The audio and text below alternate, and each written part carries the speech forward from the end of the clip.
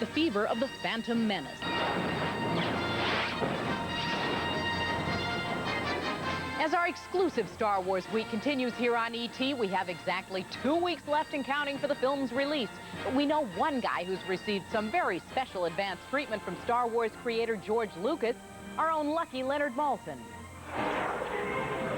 I've just come from the first West Coast screening of the new Star Wars movie, lucky enough to see it 2 weeks before everybody else. And let me tell you, it's incredible.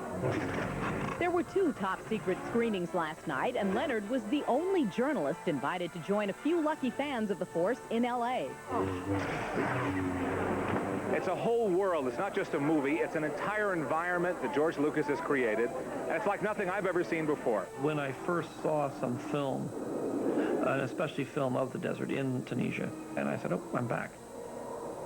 The characters were standing there, and it was Star Wars.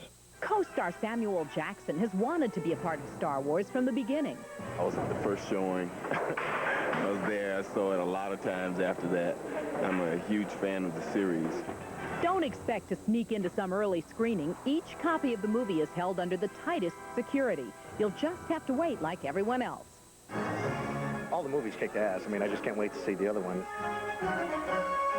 Of course, my children would love to see it, and of course I'll go and see it. We'll definitely go. We're not going to be waiting in line a few weeks before, but...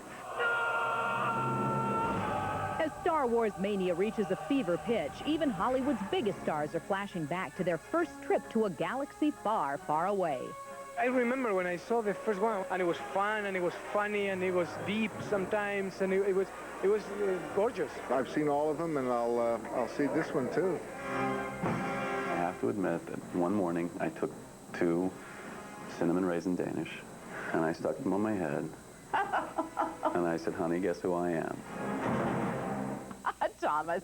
Coming up a bit later on our show, we have exclusive, never-before-seen images for you from the new Star Wars. And if you have a question for creator George Lucas, just click on over to our ET website. Leonard will pass it along when he interviews Lucas tomorrow.